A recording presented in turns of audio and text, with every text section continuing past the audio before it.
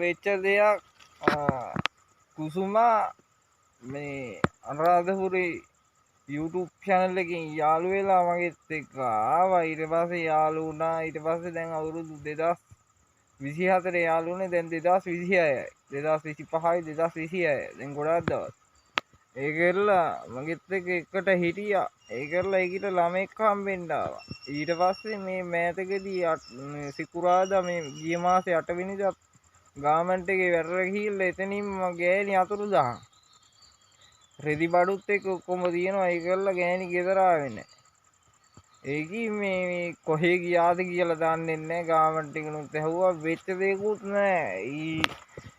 ඊට පස්සේ මට පළවෙනි ප්‍රශ්නේ තියෙන්නේ මේ ඒකිට ළමෙක් හම්බෙන්න ආවනේ මගෙන්. ඊට පස්සේ මේ එහෙම වුණා. ඊට පස්සේ ක්ලිනික් කාඩ් ඔක්කොම මේ අරගෙන ගිහිල්ලා තියෙනවා.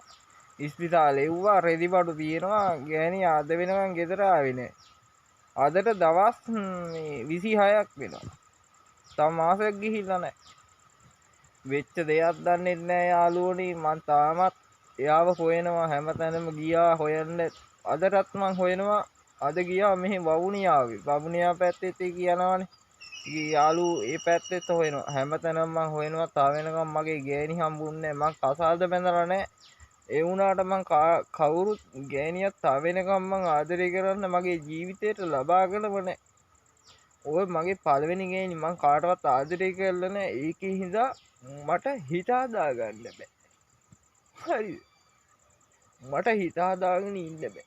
මං හිත හදාගන්න ගොඩාක් දුරට හිතාගත්ත මං හිත හදාගෙන ඉන්න ඕනේ කියලා. ඒත් තාම වෙනකම් මට හිත හදාගන්න බෑ. මං කාටවත් තාම වෙනකම් ආදරය කරලා නැහැනේ. මං කවදාකවත් තාම වෙනකම් හරියට ආදරයක් කරලා නැහැ. ඔයාලට මේ දුක කියන්නේ මට ඒක හොයලා දෙන්න කියලා. මට ඒකකින් වැඩන්නේ. මට ඕනේ ඒකකී ළමයා. ඒකකී හම්බෙන්න ඉන්න ළමයා මගේ පළවෙනි දරුවා තුන්කුළුඳු. ඉස්සල්ලාම දරුවා මම හැදුවේ. ඒකේ මට හිතාගෙන ඉන්න බෑ. මං අනන්නේ දුක් වෙන්නේ ඒකයි. මං හැමෝටම කිව්වා පොලිසියට ගියා. පොලිසියෙන් කියනවා කොහේ හොයන්නද කියලා මං ගෑනිවා. මට ඒකී ඕනෙත් නෑ. මගේ ළමයා මට ලැබෙන්න ඕනේ. මං ළමයා හින්දා සෑහෙන්න බොන්නෙත් ඒකයි. දෙන්නත් බීන්නේ. 28000ක් උඩු වුණා. කාඩ් එකේ සල්ලි සේරම බීරෑ. බීරම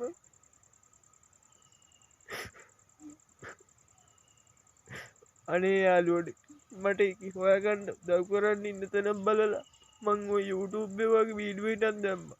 කලින් මේකේ බැඳපු ගේනියා. ඒකේ ළමයි දෙනෙක් පන්සල් වලට දීලා ඉන්නවා. පංගු කුංගි යාළුවෝ කියනවා ළමයි විකුණනවා කියලා හදාගන්න. ඒකේ ඉඳන් මං සෑහෙන දුකෙන් ඉන්නේ. මගේ දුක තේරෙන්නේ කාටවත්. මං සෑහෙන දුක් විඳිනවා දැන්. මට ඒක හිත හදාගන්න බෑ.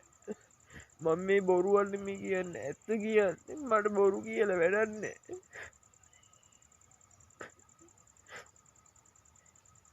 ඒකයි මං කියන්නේ.